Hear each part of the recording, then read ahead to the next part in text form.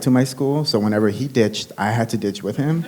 So first time that I experienced a party was in East LA, and I only experienced it because I really had to go to the restroom, and so I got out of the park, and I was like, oh my God, this is amazing. And it was like the same energy that you would feel like at a family gathering was so present, like in this party.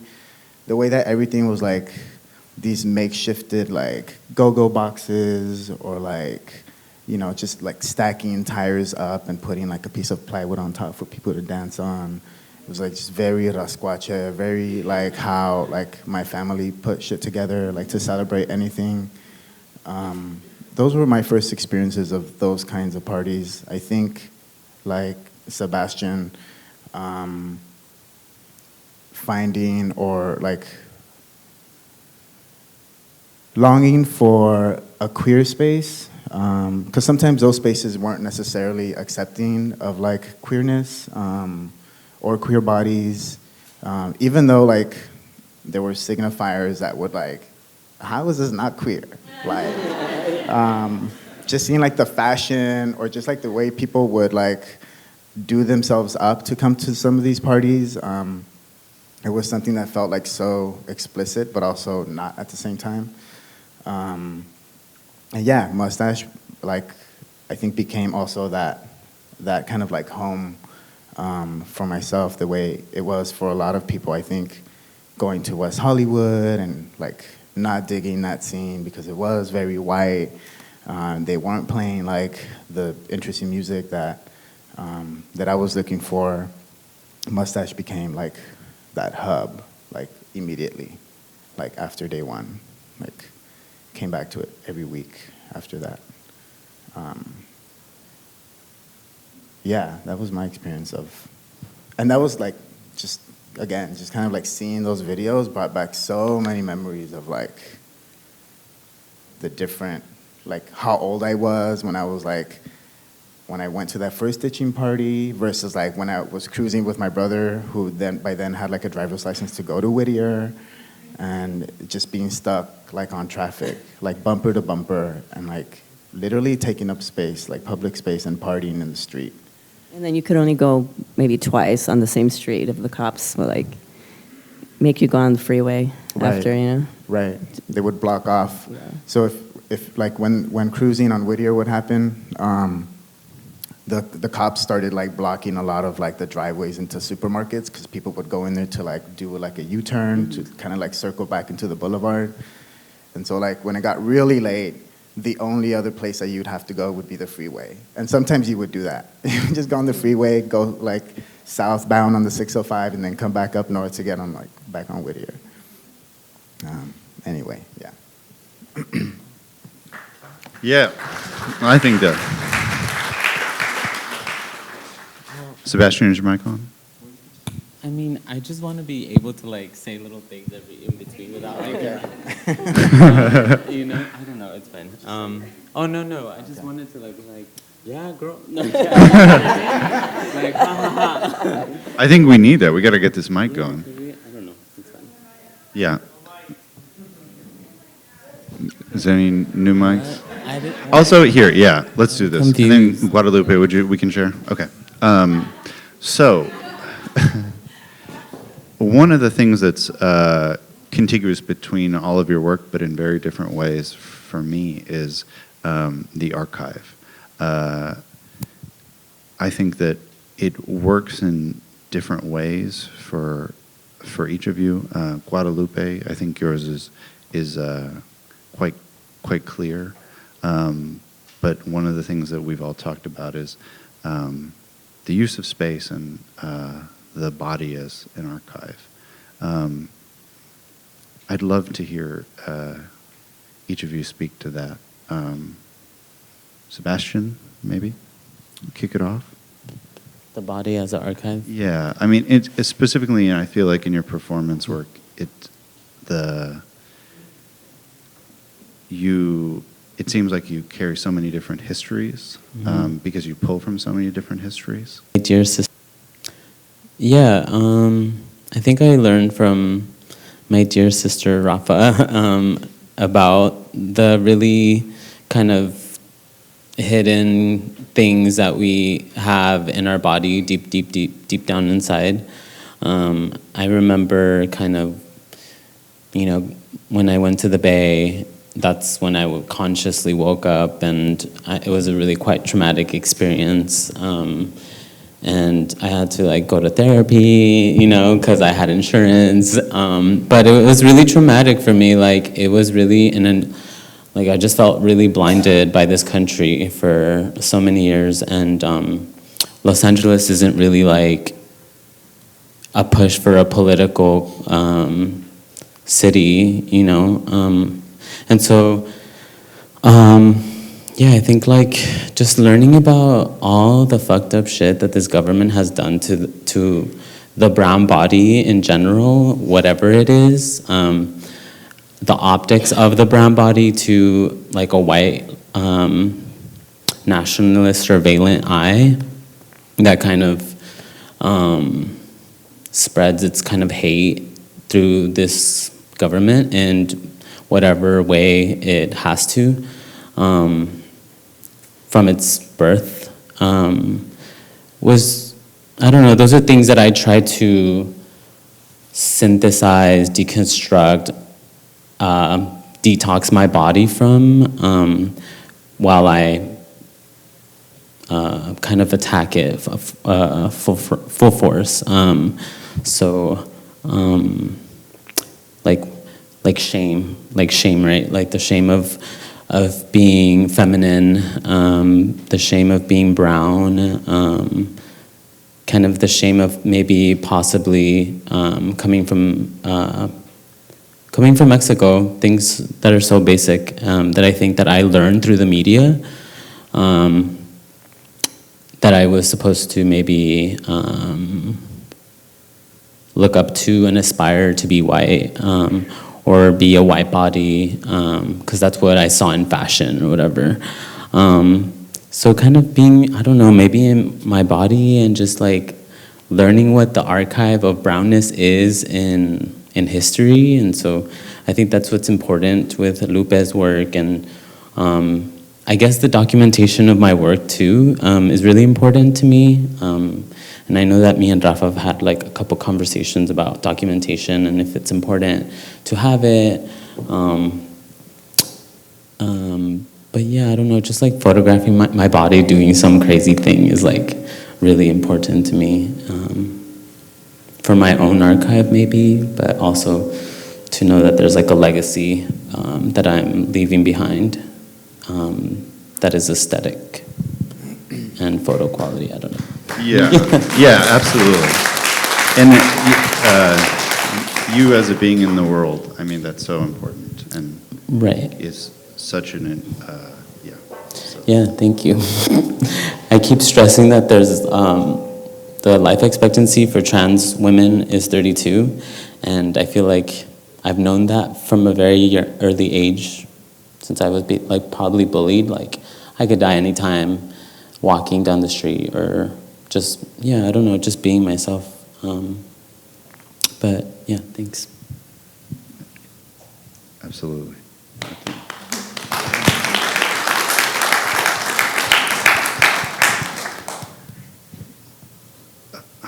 Guadalupe, one of the things that we've spoken about, so gracious. One of the things that we've spoken about is using the archival process as a way to build these counter narratives, something that Sebastian talked about. Can you talk about the kind of impetus for this for you and how you settled on this as a response? When I started the archive, it was mostly about the way, I guess there are a lot of reasons why I started this, but the main reason was when my cousin passed away in '96. I was living in New York. I left LA in 2000. He passed away in '96. And when I lived in New York, I was doing this I was almost like stalking LA and family because I pretty much disconnected myself from LA and family and friends and everything. And I remember like maybe like 6 years after living in New York, I called my sister and I asked her, like, can you tell me what happened the night that my cousin died? Because she was at the same party. And she didn't want to talk about it. And I realized, like, I need to respect that. Like, that's like some trauma that she's not ready to talk about. And then again, like 3 years after that, I asked her, and I asked her in person. And that was the first time she told me about my cousin, like in detail, what happened that night.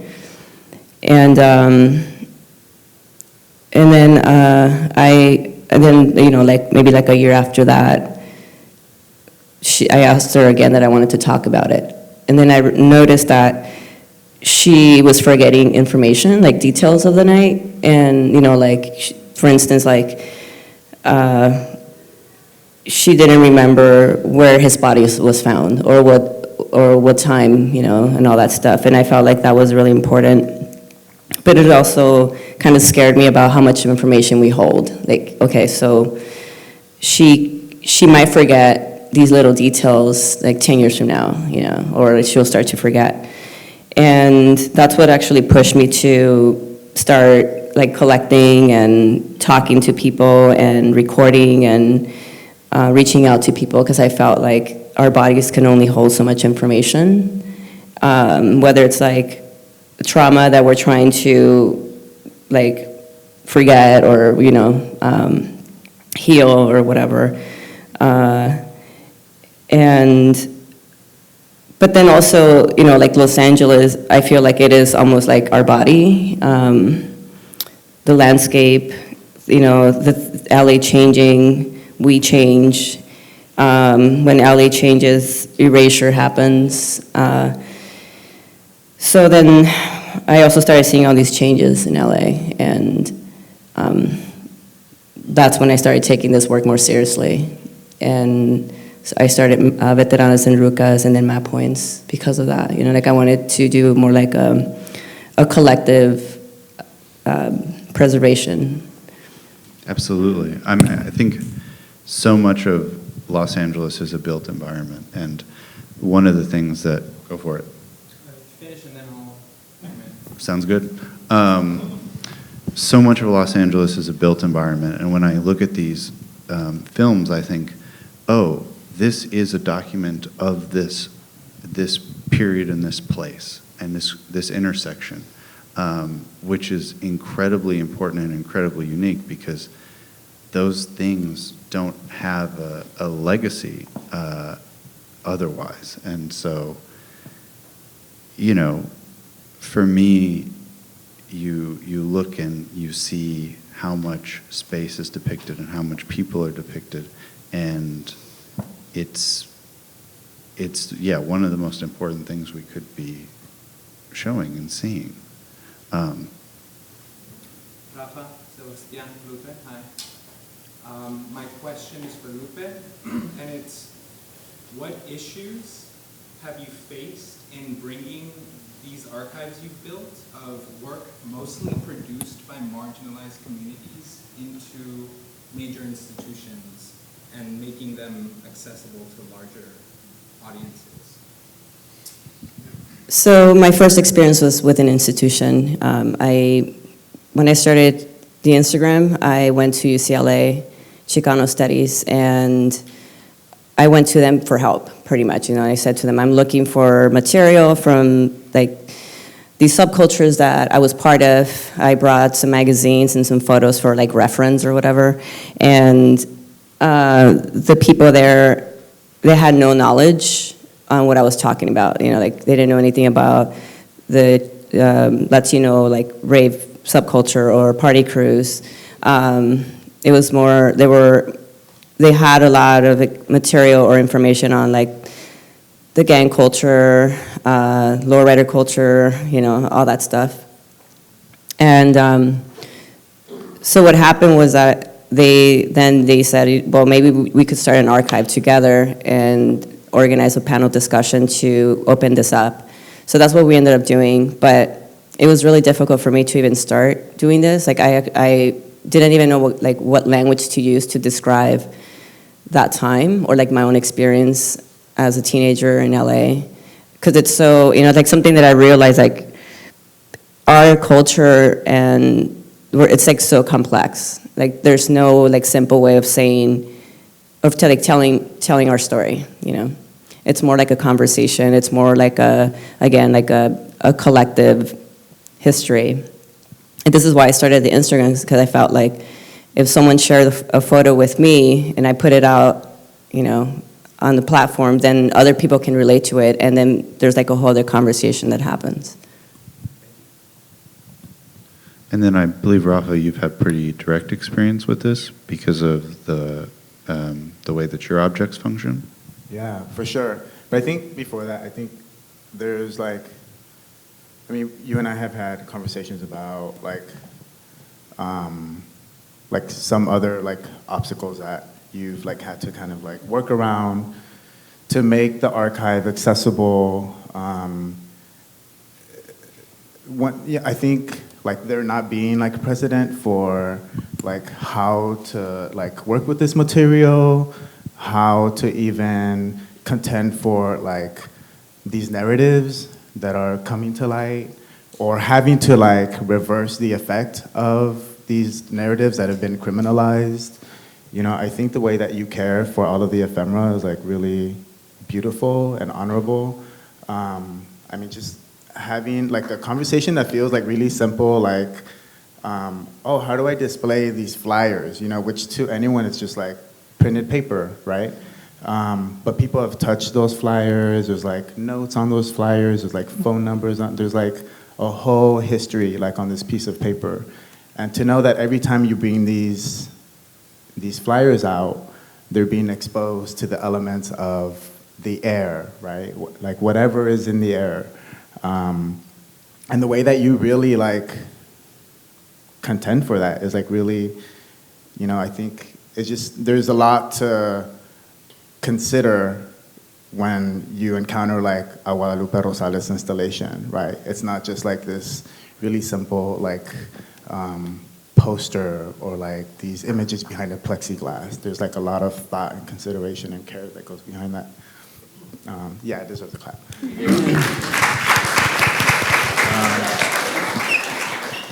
I think as my practice and my work relates to it, it's the same thing. It's these histories that are coming into conflicts, coming into direct conflict into these spaces that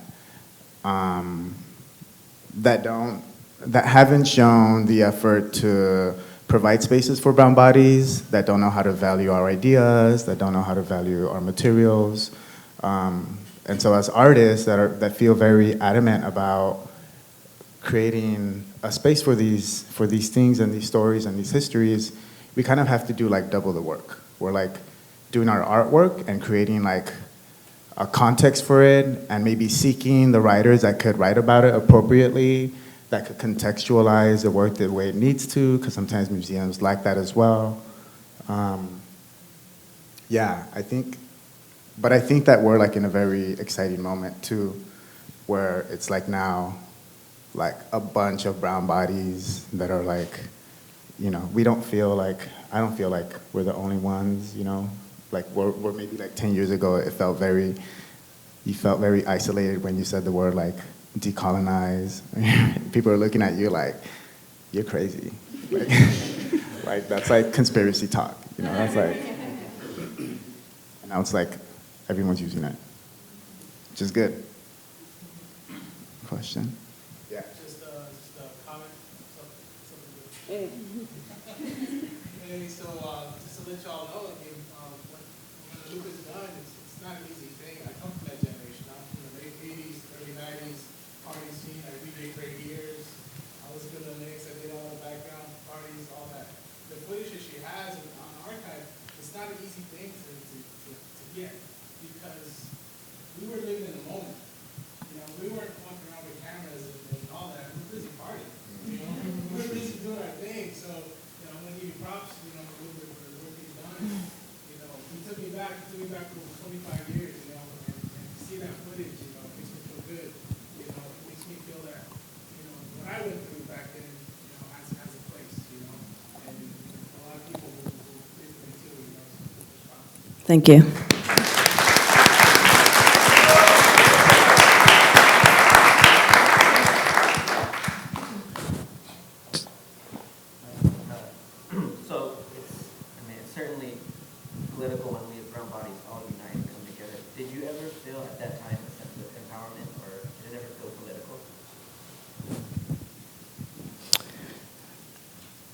Yeah, definitely. There was so much going on at the time, you know. But also at the same time, this is something that I'm realizing now as an adult, and looking back, you know, like all the shit that was going on, you know, Prop 187, the riots, Pete Wilson.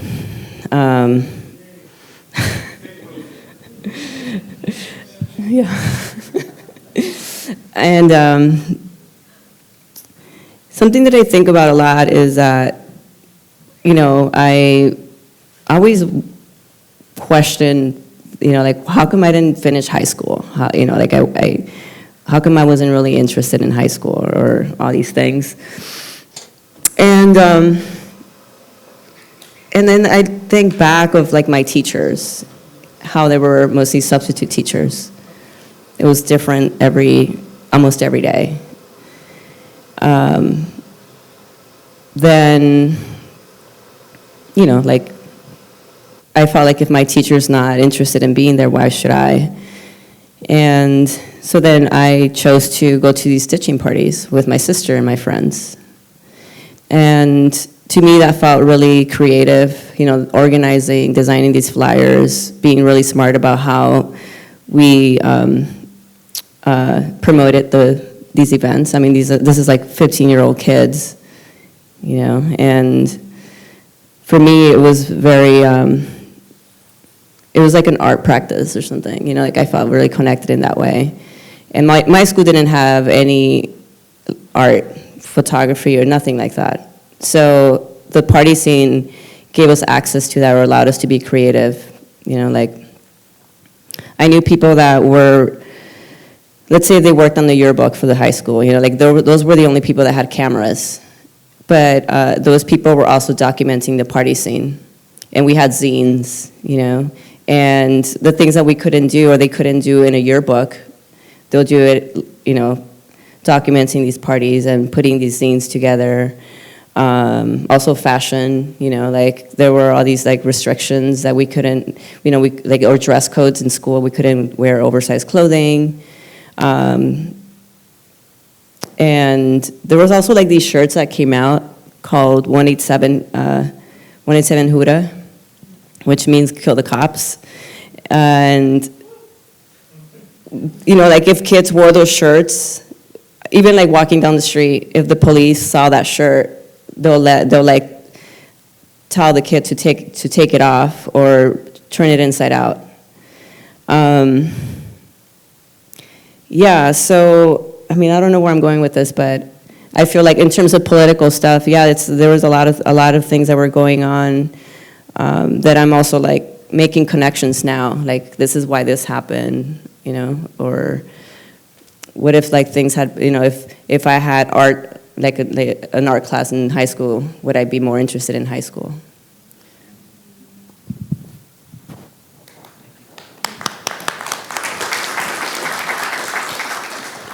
And I've heard that experience definitely from multiple people who grew up in Southern California. So it's very interesting to hear your specific perspective on just public schools here. I mean, we know we just had a historic strike, which resulted in a compromise, and it has such an impact on so many people's lives. So it's very interesting to hear that how much of your practice has been circuitous, and how these things that you started, you know, when you were 15, or the things that you're doing now as the artist you are. And I find that very inspiring, and I imagine a lot of other people do as well. So. The question about documentation, I found, like, or the statement about, like, we're too busy, like, doing our thing, partying, it makes me think a lot about, like, why I also choose to not self-document my performances, right? Because it feels like you're juggling, like, two things. Like, actually, I want to do the live thing. Like, whoever's going to lift up their phone and take a picture or do that, like, let them do that. Though I feel like as my like work has sort of like matured And also definitely like seeing Guadalupe take on this practice of becoming an archivist, I think really points to like the importance of documenting. I'm so like grateful to Paul for like deciding 2 years ago to do a documentary about Mustache, because now we have like Nacho's beautiful voice, like talk about Mustache in his own words, right? We don't have to leave it up in the air for someone to like to write about him and to like project whatever they're gonna project onto what they thought Mustache was, who they thought Nacho is. And so it's super important for us to like tell our own stories. Some of us choose to do it through like live performance for other people to share like in a communal space. And some people choose to do it through like photography. But I think all of it, I think like Brown production in general is like, everyone should be like doing something, telling your stories, like, yeah, just like hearing you like talk about like you DJing, like that's what's up. That's what I want to like be part of, you know.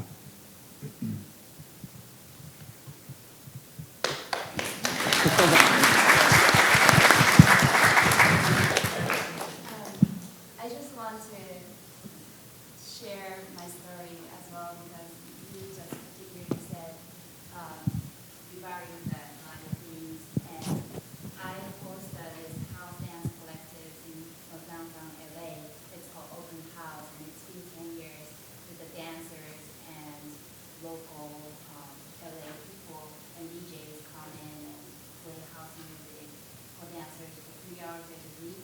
And we started without documenting. We strictly told people not to document because we wanted to appreciate the aliveness, and that's what we value. But then after 10 years later, I totally understand where those people that who want to document, that we can look back and see what we have built.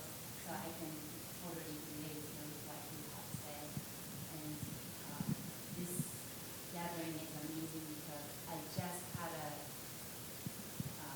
art show in Glendale to highlight about the community that we built called Open House.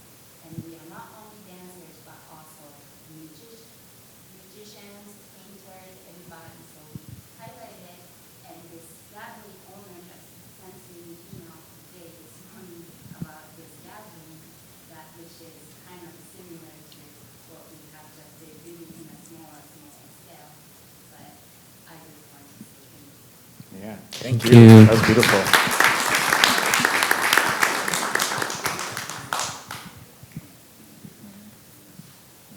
First and foremost, I want to say thank y'all for what y'all doing, because there's plenty that came before y'all, but y'all still paving the way for people of color, of artists within these institutions. You know what I mean? Because like a gang of us having break barriers with institutions, but that's what y'all doing. So thank you. My question is, how important is ancestral ties within what y'all doing? You know what I mean? Because I seen the homies right there dancing and shit. And that shit reminds me of some of our dances and shit with the yakis and shit. You know what I mean? So do y'all think about that? Like ancestral ties within y'all work? Yeah, that's my question to y'all. Yeah. I'm gonna put you on the spot. You should talk to that. I mean, yeah, for sure. So me and Rafa I found out about Rafa at the first ever queer two-spirit Aztec dancing ceremony. That's where I met him, I think, formally, and I was like, oh, you're queer too, what the hell?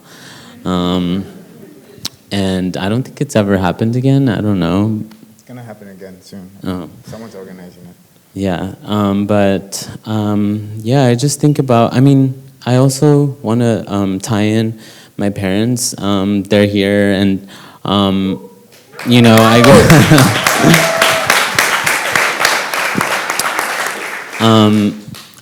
I want to tie them in because I think they're just so important to just like too many things in my life, I think, but movement in particular. They love cumbia, they love merengue. I mean, they're you know, my dad both of them are really good cumbia dancers. And I learned movement and how to be in space and rhythm through them, you know. So I think just like growing up also in a church with a bunch of brown people, going through the gamut of brown genres of music from cumbia, merengue, punta, like bachata, quebraditas, everything, I think really influenced so much of my connection to brownness that I wasn't aware of in the moment because, you know, my eye was in a different place. But looking back on things, I think those are like really important things that are handed down to us because my parents are first generation migrants to Los Angeles, and so they come from Mexico City, and so there's like this connection in the body of my parents and in the body of the people that they also danced in cumbia parties with, you know, like there's just like this synergetic body ancestry that is tapped into. So I think there's like this thing that happens also now contemporarily with like queer bodies dancing in space. Yeah, I always, I don't know, I'm trying to reel it back into thinking about ancestry and what is the queer ancestry that we're building or coming into as brown people, as queer people. Yeah, just thinking about mustache too. We had a conversation about like quebradita before the event started. And we were trying to talk about like why quebradita had the kind of impact that it did in Los Angeles. And migration, or the way that migration happens, was one of those ideas. But also like acknowledging that like quebradita didn't come because people brought it, but it also happened because it just spread that way, right? Like it spread in Mexico at the same time that it spread in Los Angeles. And it made me think a lot about like, I mean, now that you bring it up, like to think about danza, and in the history of Mexico, how like public drumming was banned, you know, at like, I don't know, within the 100 years post being colonized. But the dance survived because it mutated. Like people had to like do danza with the guitar. And so there's like these danzantes aztecas that kept the tradition alive by incorporating like this European instrument, a guitar, right? And so you have like, now you have los concheros, right? They're not known as like mexica, like danzantes aztecas, but they're like the same, it's the same exact dance. It's done communally, but they're playing a guitar. And then like, fast forward to like, drumming is now allowed, and now you have like the mexicas bringing back like the dance. Now there's like another evolution, right? Now there's like the African diaspora has impacted these dances, and new dances are being formed. And so for me, like seeing all of these different forms of dance that we're like looking at through the videos, I think are just part of that same kind of like sacred space that we've been like organizing for ourselves to survive, to celebrate life, because I feel like there's so much to be upset about, and there's so much to lament, but I think that like celebrating is also like a sacred tool that we kind of have inherited through the many like forms of rituals that all of us like here, I think, practice on the dance floor in different spaces like Mustache.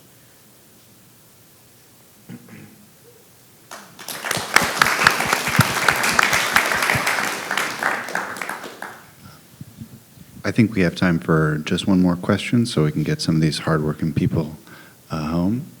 Talk to me. I would have a question, but this is rather common, like when we were talking about not having a voice or like words to talk about your experience. And Sebastian, when you're talking about like you doing your stuff in front of the camera is so important to you.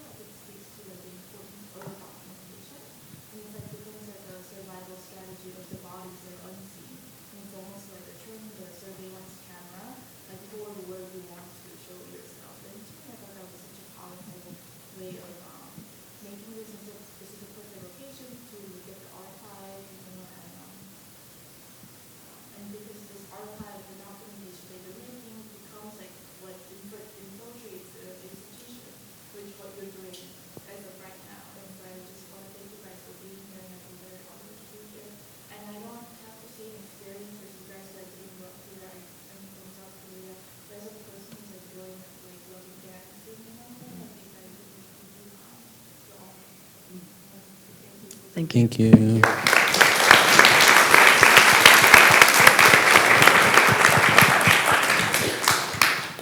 So I'd just like to thank everyone who is working on this project now for MoCA, Nevin, Troyce, Jerry, Calvin, Kellyanne in the booth, everybody who made this happen. Thank you so much. I'd like to thank you guys for coming, and most of all, I'd like to thank you three amazing artists for all of your work in its strength, courageousness. Thank you. You're the reason why we do what we do.